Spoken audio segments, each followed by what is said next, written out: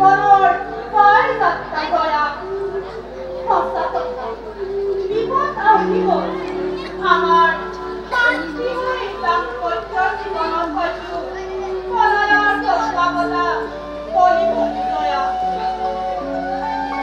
সকলে এৰি লাই নেজাই কলনিত সোণাৰে ৰালি মেলি মই হয়তো চিৰদিনৰ কাৰণে যাব লাগিব জয়া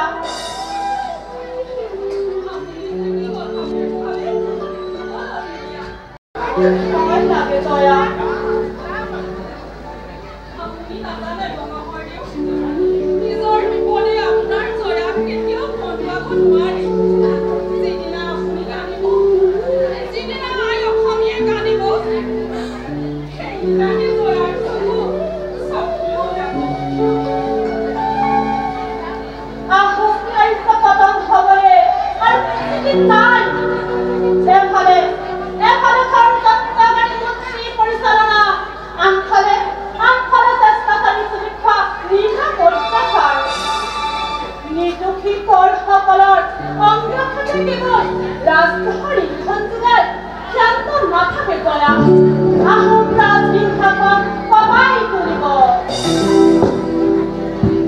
ৰাজশক্তি নামত যদি ৰাজ্যজুৰি বজাৰ ওপৰত অমানসিক অত্যাচাৰ চলে বজাৰ পালনৰ নামত যদি অৰাজকতাৰ সৃষ্টি হয় তেন্তে প্ৰজা মৃত্যুহীন হৈ আৰু কি হ'ব মহাদেৱ এক চুৰি বিদ্ৰোহৰ অগ্নি জ্বলায়ো বজাৰ ভূক্ৰান্তি ধুৱাই আনিব নোৱাৰে জয়া সংঘবদ্ধ হিচাপে থিয় দিব নোৱাৰিলে অভাৱত হাজাৰ হাজাৰ সজাৰ পতংগৰে জাক যাব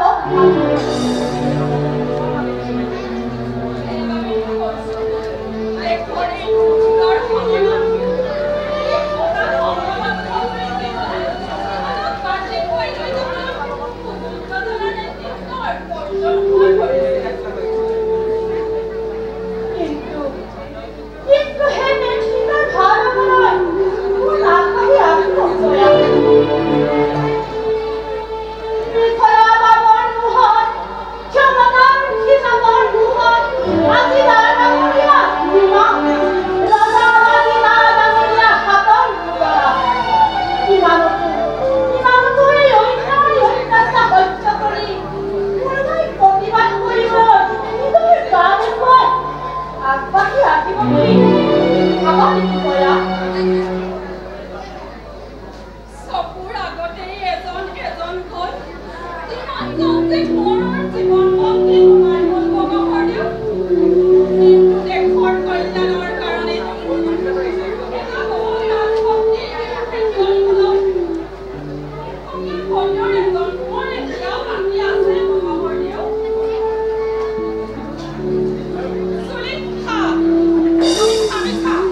তোমাৰ ষড়যন্ত্ৰ পূৰ্ণ হ'ব তোমাৰ সেই ষড়যন্ত্ৰ পূৰ্ণ হ'বলৈ লাগিলে জয়াই নিজৰ বুকুৰ তেজ দি হ'লেও দেশৰ শান্তি ঘূৰাই আনিব জয়া মাতৃ পূজাৰ মহামন্ত্ৰৰে যিদিনা তোমাৰ আদৰ্শয়ে নাৰী সমাজৰ যুগমীয়া হৈ ৰয় সঁচা জয়া তুমি বৰ সুন্দৰী জয়া তুমি বৰ সুন্দৰী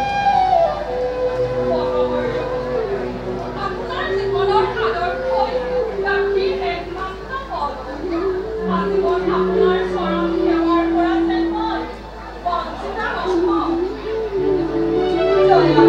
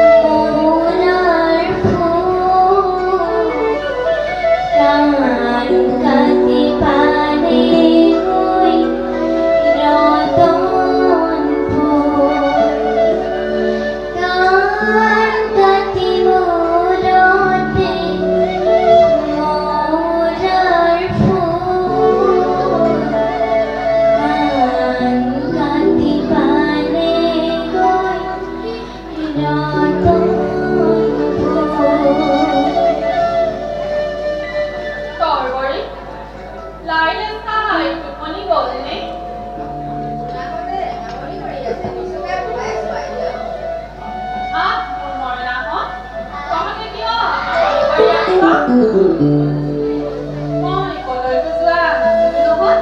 মই আমনি কৰা নাই নহয়। ভাইটিয়েহে আমনি কৰিছিল। ময়ো আমনি কৰা নাই। বাইদেৱে মিছাকৈ কৈছে। নাপায় নহয় মইনাহঁত হাজিৰা কৰিব। তহঁতে বাৰু আমনি নাই কৰা। আই দেউতা ক'ত? কি হ'ল মইনাহঁত? মই দীঘলঘাটৰ ফালে গৈছিলোঁ। দেউতা দেউতা দেউতা মইনাহঁত নহয় কিয় ইমান পলম কৰিলে? ক'ত পলম কৰিলো জয়া? তৰবৰী মইনাহঁতক অলপ উমলাই আনিব। চোৱা মইনাহঁত, তোমালোকে অলপ উমলি আহিবা। আহা মইনাহঁত, আমি অলপ উমলি আহো।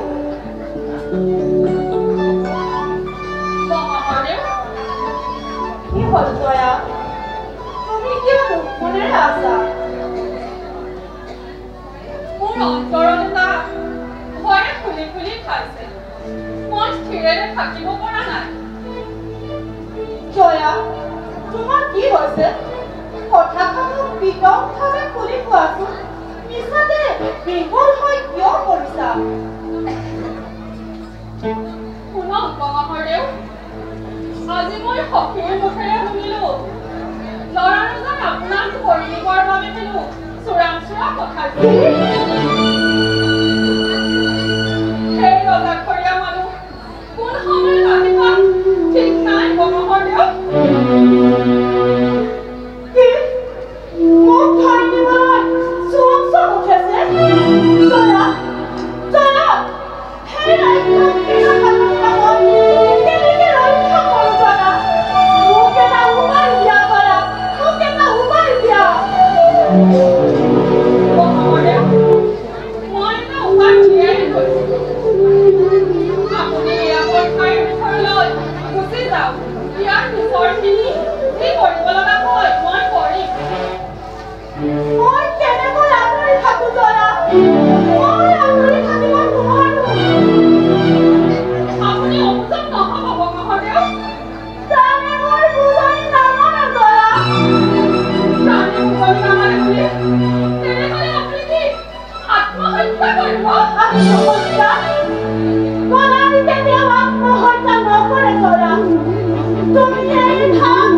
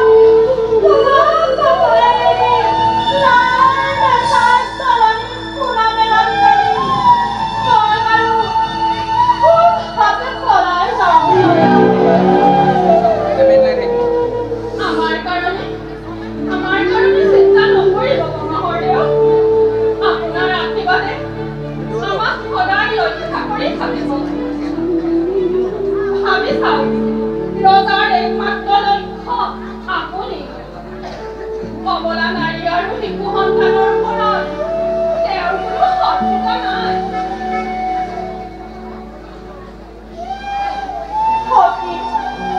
তোমাৰ পানী সহ্য হয় তেন্তে বমহৰদেউ আৰু সময় নষ্ট নকৰিব মই নগাৰ সাজপাৰ গোটাই কৈছো তাকে পিন্ধি ভেকচন কৰি নগা পাহাৰলৈকে গুচি যাওঁ জয়া তোমাৰ ইচ্ছা সকলোৰে ইচ্ছাই পূৰ্ণ হওক ভয়ামৰ জলনী তোমালোকক শুনানে লাগিলে মই পাহাৰে পাহাৰে গহ্বৰে গহ্বৰে নগৰ স্থানে স্থানে আহোমৰ ভাগ্যৰেখা গণনা কৰোঁ চলিখা আহোমৰ পবিত্ৰ ভূমিধাৰা পলসিব কৰিছ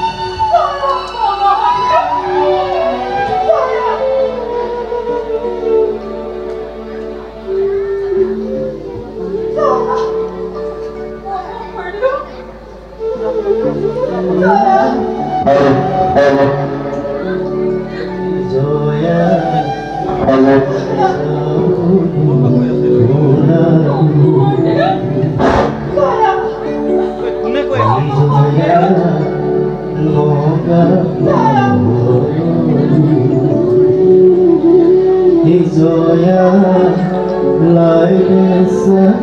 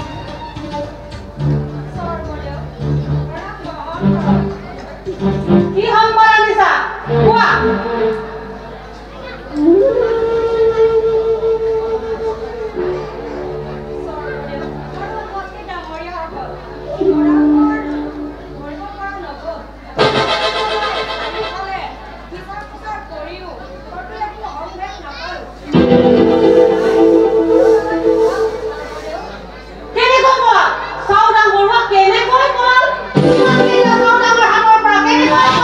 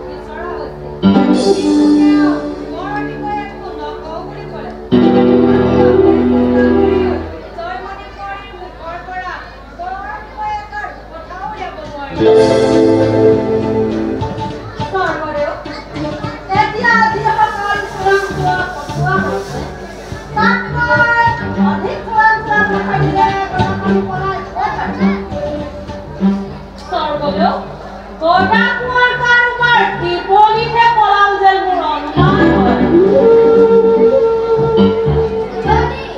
যদি কোনোবা বিষয়ে টিপলিত গোটা কুঁৱাৰ বহাইছে, তেন্তে কোনহে বিষয়া বিচাৰ কৰক ডাঙৰীয়া। ক্ষমা কৰিব স্বৰ্গদেউ, মোক বিচাৰি নাপায় কৈ অ বিচৰা কোনো আৱশ্যক নাই। আমাক লাগে গোটা, গোটাত মানে সকলো ওলাই পৰিব। স্বৰ্গদেউ, এইদৰে আপুনি কথা পাতিলে সময় নষ্ট কৰি থাকিলে নহ'ব। এতিয়া আমাৰ জোৰ পুৰি হাত পোৱাৰ অৱস্থা। গতিকে আপুনি চাওদাং ঘৰক পঠাই জয়মতী ৰাজসভালৈ যোৱাৰ ব্যৱস্থা কৰক। নহ'লে আপোনাৰ বিপদ অনিবাৰ্য। কিন্তু বৰফুকন দেউতা, জয়মতী যে ৰাজবধূ, ৰাজবধূৱে জোৰা সন্মান অটুট ৰখা উচিত স্বৰ্গদেউ। ৰাজ ক্ষমতাত হস্তক্ষেপ কৰিলে ৰাজবধূৱে নালাগে, ৰাজৰাণী আনকি ৰাজমাতা আদি বুলি ৰেহাই নাপাব। বৰফুকন দেউতা, সন্তান কাটতে গদাৰ কোঁৱৰক মিছাকৈ ৰাজদ্ৰোহী বুলি অভিহিত কৰিছে। পুনৰ ৰাজদ্ৰোহীৰ কাৰণত পত্নীকে আপোনালৈ মাত্ৰ এটা অন্যায় কাম হ'ব। এই কাৰ্য কেতিয়াও হ'ব নোৱাৰে স্বৰ্গদেউ। এই কাৰ্যই দেশৰ মান সন্মান তেনে শেষ কৰি পেলাব। বৰগোহাঁই ডাঙৰীয়াই কাৰোবাৰ চৰুতকৈ জাল দিয়াৰ দৰে কথাবিলাক ব্যক্ত কৰা যেনহে লাগিছে। বৰগোহাঁই ডাঙৰীয়াই কাৰো চৰুত জাল দিয়া কথা কোৱা নাই বৰফুকন। এগৰাকী অবলা তিৰোতাক এই ৰাজসভালৈ মাতি অনাটো বৰ ঘৃণনীয় কাম হ'ব। গতিকে এই কাম কেতিয়াও কৰিব নোৱাৰি। এই কাম নকৰিলে দেখোন আপুনিৰ সন্ধান পোৱা নাযায়। গতিকে স্বৰ্গদেউ, আপুনি চাওদাং ঘৰক পঠাই গদাপাণিক ৰাজসভালৈ মাতি অনাৰ ব্যৱস্থা কৰক। তাৰা বৰুৱা, তুমি জয়মতীক ৰাজসভালৈ লৈ আহা। স্বৰ্গদেউ, চাওদাং বৰুৱা, নালাগে নিব দোলা। ৰাজদ্ৰোহীক কেতিয়াও দোলা আনিব নালাগে। তোৰ মুখ বন্ধ কৰ। তোৰ একো অভিসন্ধি বুজিব মই বাকী নাই। তই যি চক্ৰান্ত কৰি এই আহোম ৰাজী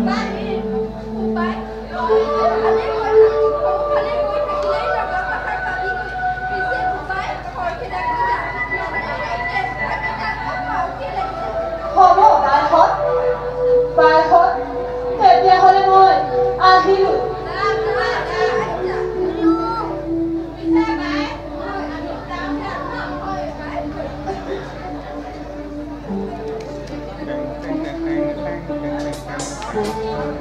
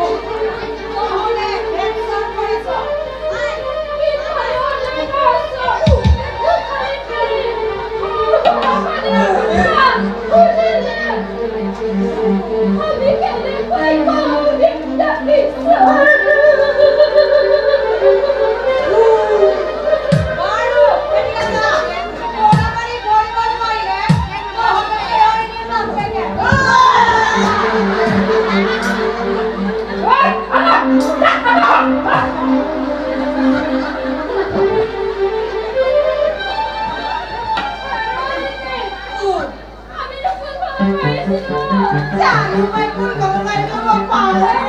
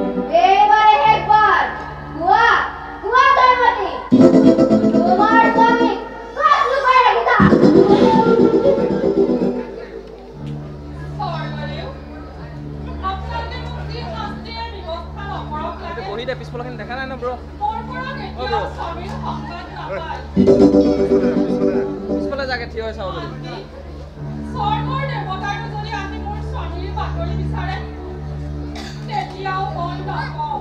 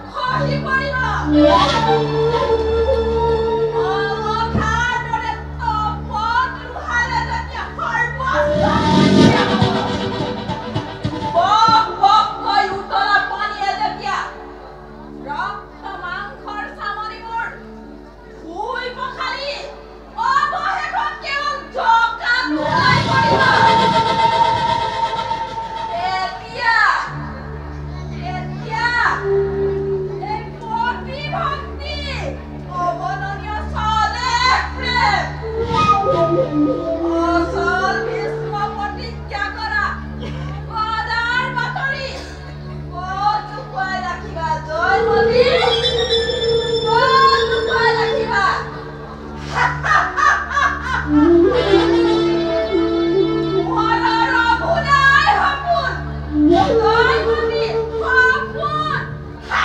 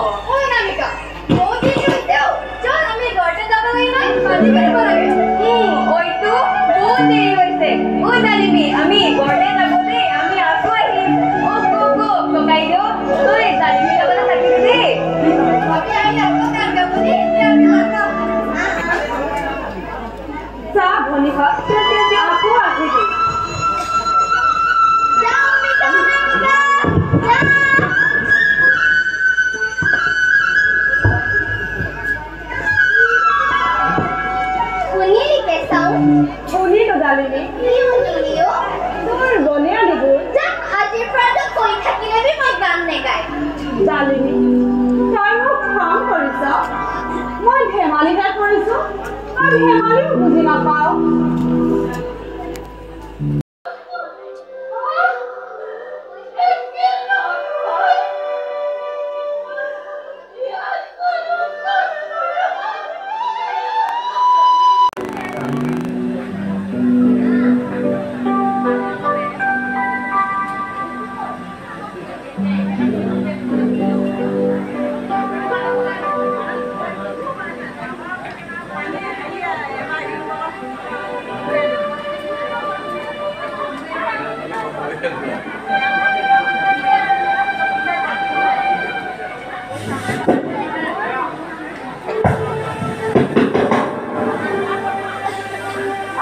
দেউতা প্ৰণাম আহক ডাঙৰীয়া মোক কিয় মাতিব পঠাইছিল আছে দেউতা মোৰ মন একেবাৰে অস্থিৰ ডাঙৰীয়া জয়মতী শাস্তি দি আহোমবোৰ অতিথি অন্যায় কাৰ্য হ'ব ধৰিছে এই অন্যায় কাৰ্য যেন আপুনি হ'বলৈ নিদিয়ে ডাঙৰীয়া ৰাজমা দেউতা মই মোৰ যিমান দূৰ সাধ্য এই অন্যায় কাৰ্য যাতে নঘটে তাকে চেষ্টা কৰিছোঁ কিন্তু মোৰ সকলো চেষ্টা বিফল হ'ল স্বৰ্গদেৱে বৰফুকনৰ ধাম আৰু পূজন শুনি মোকে অবিশ্বাস কৰিব তেওঁলোকে মোক এতিয়া চুঙাহে কৰিছে মই সেই বিপৰীত বৃদ্ধি গলে পৰক তলুৱাই অৱশ্যে নেফাজনে দেখিছে মই কি কৰিছো ন্যায় হকে কাম কৰিলে কোনেও আপোনাৰ অনিষ্ট সাধন কৰিব নোৱাৰে ডাঙৰীয়া এজনী বোৱাৰীৰ বিৰুদ্ধে এইদৰে ধৰি আমি অপমান কৰাটো অনুচিত ৰাজমা দেউতা সঁচা কথা টুংটুঙীয়া ঘৰৰ বোৱাৰীক ধৰি আনি ৰাইজৰ আগত যেনেদৰে জমৰ যন্ত্ৰণা দিব লাগিছে লাজত মই মূৰ তুলিব পৰা নাই এই কাৰ্যই আহোমৰ নামত কলংক চেপাব এই কলংক চন্দ্ৰ দিবাকৰ থাকে মানে মচিব নোৱাৰিব সকলো ধীৰ স্থিৰ ধৰ্ম স্থিৰ আহোমৰ লাজত ডুব গৈছে এনে লাজ অপমানৰ পৰা ৰক্ষা কৰিব পৰা লোক আহোমবোৰ কাৰ্যত আপোনাৰ বাহিৰে অন্য একো নাই ডাঙৰীয়া মোৰ আপোনাৰ ওপৰত সম্পূৰ্ণ বিশ্বাস আছে বিশ্বাস কৰক ডাঙৰীয়া পৰমেশ্বৰৰ সাক্ষীয়ে মই স্বৰ্গদেউ কত কলো কত বুজালো সকলো বিফল হ'ল যত ফুকা ভাই সেই বৰ ফুকন ডাঙৰীয়া বুঢ়া গোহাঁইও কম নহয় তেওঁ পিছে আৰু যেনিয়ে জুলয় যেনিয়ে মহাপ্ৰবল বৰ ফুকনে ৰজা হাতৰ ফুকনাৰ নচুৱা দি নিদিবি মোকটো পাৰিলে আজিয়ে শান কৰিব বিচাৰে যি হৈ গ'ল হ'ল এতিয়াও তেওঁলোক শান্ত হ'লে মংগল নহ'লে ফল বিফল হ'ব পাপৰ পৰাচিত হ'বই লাগিব ডাঙৰীয়া মই মোৰ অলপ ইমান কাকুতি মিনতি কৰিলো ইমান বুজালো সকলোবোৰ মিছা হ'ল বৰ ফুকন ডাঙৰীয়াক অৱশ্যে কথাটো কোৱা নাই কাৰণ সেই নাৰকীকো একো উপকাৰ নহ'ব নৰপথে তেওঁ বিচাৰৰ উপযুক্ত ঠাই ডাঙৰীয়া ৰাজমা দেউতা যদি পৃথিৱীত সত্যৰ অসত্যৰ বিচাৰ আছে তেন্তে সেই নামৰ পৰা চিন্তা বৰ ফুকন ডাঙৰীয়ে এদিন নহয় লাগিব। ডাঙৰীয়া, এই ক্ষেত্ৰত মোৰ অবুজ অজলা ল'ৰাটোৰ বৰ সুফল ডাঙৰীয়াৰ বৰ ভাগেই হৈছে।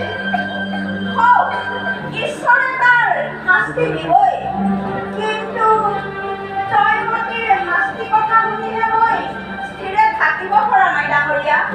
মই কলৈ যাওঁ, কি কৰোঁ? আপুনি পাৰে যদি এই অন্যায় অত্যাচাৰ বন্ধ কৰক ডাঙৰীয়া। হে ঈশ্বৰ, এইবোৰ দেখুৱাবলৈকে মোক জীয়াই ৰাখিছা প্ৰভু। ৰাজমা দেউতা, মই আপোনাৰ দৰে নিৰূপায়। যি কি নহওক, মই আপোনাক কথা দিম, এই অন্যায় অত্যাচাৰ বন্ধৰ কৰা চেষ্টা কৰিম।